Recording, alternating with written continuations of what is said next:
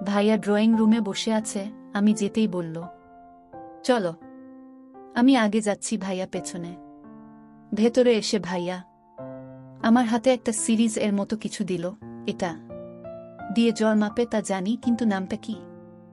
বাবার। মাঝে ভাইয়া বলল, বারমোমিটার দিয়ে দেখতো কত জ্বর। আমি শুনেই ওইটা লতার মুখে দিলাম। ভাইয়া দাঁড়িয়ে আছে, লতা ফ্যালফ্যাল করে তাকিয়ে আছে। ভাইয়া দেখে ট্যাবলেট দিয়ে চলে গেল। এই তুই এখনে? আমার না ইহান ভাইজানরে দেখলেই লজ্জা লাগে। লতার কথা শুনে বিরক্ত হয়ে ওর দিকে তাকালাম। তারপর ওকে ওষুধ খাইয়ে চলে এলাম। চাচি চলে এসেছে, ইমা আপু এসেছে।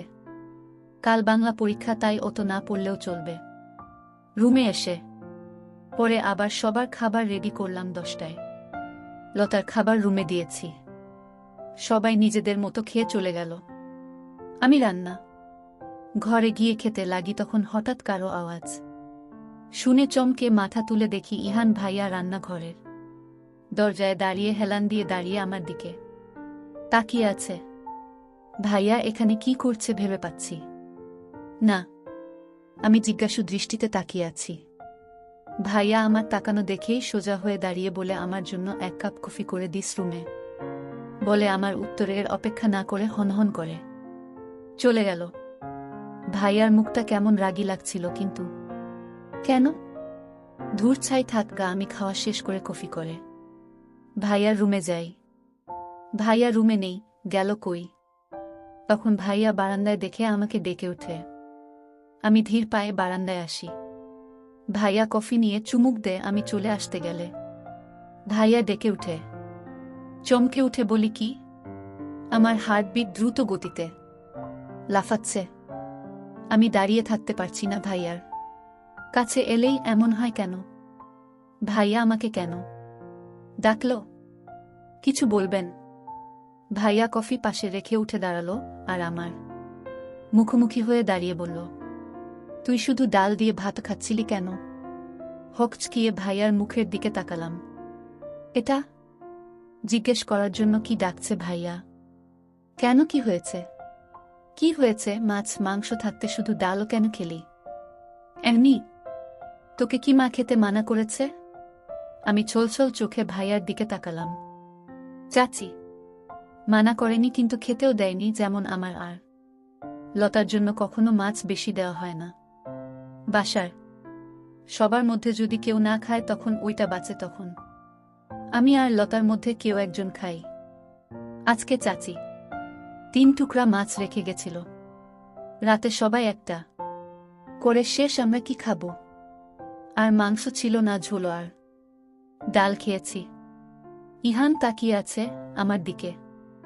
ও বারান্দা অন্ধকার করে বসেছিল, তবুও হালকা আলোয় দেখতে পাচ্ছে আমার চোখের জল। তা দেখেই ওর বুকের ভেতরটা ধক করে উঠে। আমি বুঝতে পারলাম এই জল কিছুতেই ও সহ্য করতে পারে না। কিছু বলার আগেই আমি দৌড়ে বেরিয়ে এলাম। ইহান আমার যাওয়ার পানে তাকিয়ে আছে। দেখতে দেখতে আমার সবগুলো পরীক্ষা শেষ হলো। মোট 18 দিন লাগলো শেষ হতে। মাঝে কঠিন পরীক্ষার আগে বন্ধ ছিল, সাথে শুক্রবারও পড়েছে 2টা। সমস্ত ঝড়ঝাপটার মধ্যে টেস্ট পরীক্ষা শেষ করলাম। এবার স্কুল অফ। এমনিতেও খুব একটা স্কুলে যেতে পারতাম না, এখন তাও নেই। শুনেছি 15 দিন পর এক্সট্রা ক্লাস হবে এসএসসির প্রস্তুতি নেওয়ার জন্য, কিন্তু তাতে বাড়তি খরচ লাগবে, তাই সেটার আশা বাদ দিলাম। চাচি কিছুতেই আমাকে বাড়তি খরচ দিবে না, আরও বললে ঝামেলা হবে। তাই ওইসব এক পাশে ফেলে রাখলাম। পরীক্ষা শেষ হয়েছে 4 দিন হলো। আজকে শুক্রবার বার। সবাই বাড়িতে আজ সকালে উঠেছে। সবাইকে চা কফি দিয়ে এলাম। ইলা আপু আমাকে দিল এক ধমক, তার রুমে নক করেছি বলে। এই তুমি এই সাতসকালে আমার ঘুম নষ্ট করলি কেন? আপু তোমার দুধ চা। দেখছিস না আমি ঘুমিয়েছিলাম, তাহলে কেন আনলি? অসহ্য। আপু বকছে। আমি মাথা নিচু করে আছি বিরক্ত হয়ে। চায়ের কাপ রেখে আসতে বলল। আমি ট্রি টেবিলের উপর রেখেই তাড়াতাড়ি চলে এলাম। এটা আজ নতুন না, তাই আমার অতটাও খারাপ লাগেনি। আপু বলেছে তার চা যেন সকালে দেয় বন্ধের দিন, ও তাও কারণ না হলে নাকি তার মাথা ব্যথা করে, কিন্তু তবুও প্রতিবারই এই ধমক আমার শুনতে হয়। ইমা আপু খাবে না জানি, তাই তাকে না দিয়ে চাচিকে দিয়ে এলাম, সাথে চাচারটাও। এবার এলাম ইহান ভাইয়ার রুমে কফি নিয়ে। সবাই চা খায়, শুধু ভাইয়া বাদে। ভাইয়ার কফি নিয়ে গেলাম। ভাইয়া ও উঠেনি, বিছানায় শুয়ে আছে। খালি গায়ে বুকে ভর দিয়ে উপুর হয়ে শুয়ে আছে। পিঠ দেখা যাচ্ছে, ফর্সা পিঠ। আমি ভাইয়ার দিকে তাকিয়ে লজ্জায় লাল হয়ে গেলাম। কাঁপতে কাঁপতে ভাইয়ার কাছে গিয়ে ডাক দিলাম, না হলে কফি ঠান্ডা হয়ে যাবে। লজ্জায় কাচুমাচু হয়ে ভাইয়ার ডাকছি। ভাইয়া শেষমেশ উঠল, বিছানায় বসে পড়ল। ভাইয়ার সিল্ক চুলগুলো কেমন এলোমেলো হয়ে কপালে ছড়িয়ে আছে। আমি হাঁ করে তাকিয়ে আছি ভাইয়ার মুখের দিকে। ঘুম ঘুম চোখে আমার দিকে তাকিয়ে হাত বাড়িয়ে দিল কফি নেওয়ার জন্য। আমি কফির মগ এগিয়ে দিলাম। ভাইয়া নিয়েই চুমুক দিল। সাথে আমার দিকে তাকিয়ে থেকে আমি ভাইয়ার দিকে একবার তাকিয়ে পেছনে ঘুরে চলে এলাম। বিকেলে শুনলাম বাড়িতে মেহমান আসবে। ইমা আপু কে দেখতে সেই তোড়জোড় শুরু হলো। দুপুর থেকে বিকেলে তারা এলো, দুজন পুরুষ, একজন মহিলা আর একটা ইয়াং ছেলে, যাকে দেখেই চিনে ফেললাম এ তো ইমা আপুর ফ্রেন্ড। আপুর সাথে আগেও দেখা করতে এসেছে। তারাই এসেছে। ইমা আপু মেরুন রঙের সুন্দর একটা শাড়ি পরেছে। আপু দেখতে এমনিতেই সুন্দর, তার উপর আজকে সেজেছে, খুব সুন্দর লাগছে। আমি আপুকে গিয়ে বললাম, আপু তোমার সেই ফ্রেন্ড এসেছে। আপু শুনে শুধু লজ্জায় লাল নীল বেগুনি হতে লাগল। তারা এসে হালকা খাবার খেল, তারপর আপুকে নিয়ে আসা হলো। আপু খুশি মনে তাকিয়ে আছে ছেলেটার। নাম শুনেছিলাম রিফাত।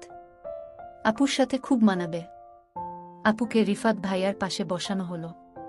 আমি দূরে থেকে কথা শুনতে পারলাম না, কিন্তু তারা যে আপুকে পছন্দ করেছে সিউর, কারণ রিফাত ভাইয়ার মা আপুকে আংটি আর গলায় চেন পরিয়ে দিয়ে গেল।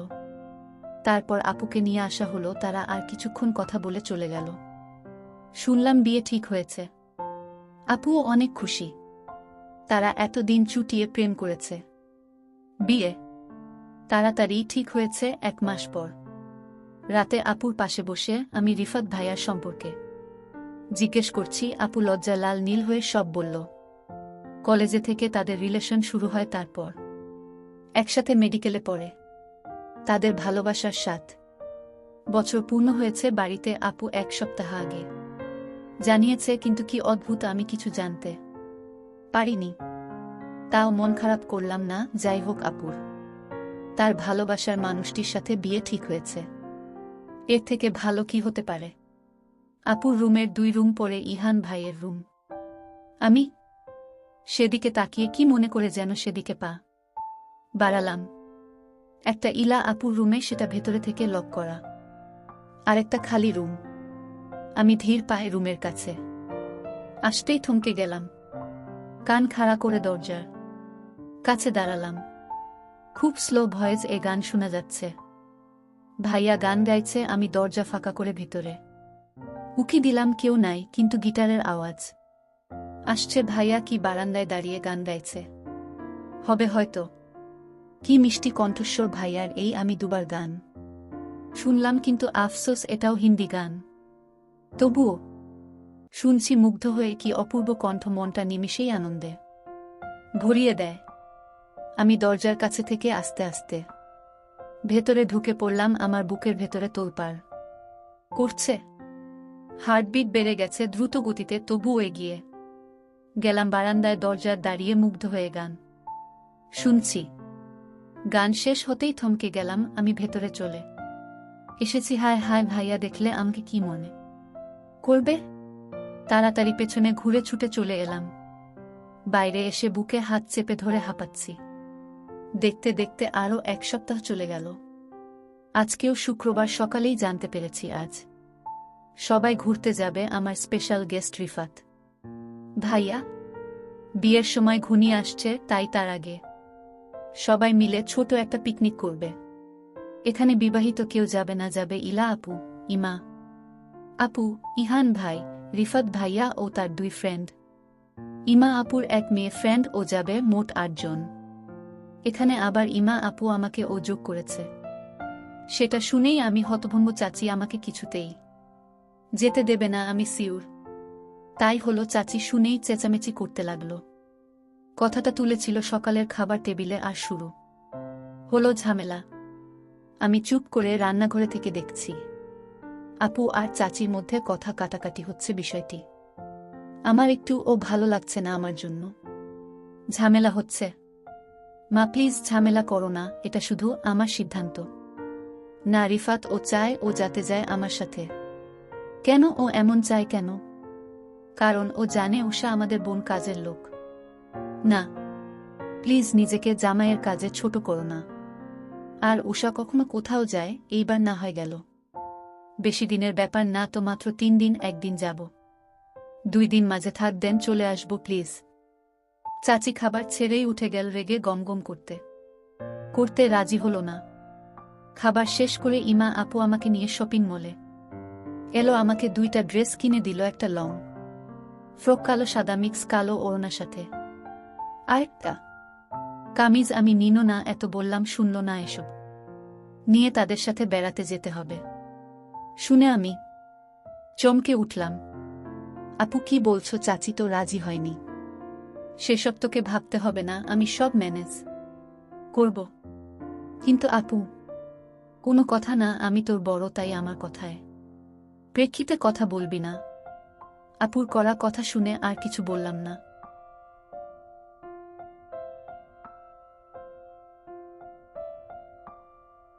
সম্পূর্ণ ভিডিওটি দেখার জন্য ধন্যবাদ।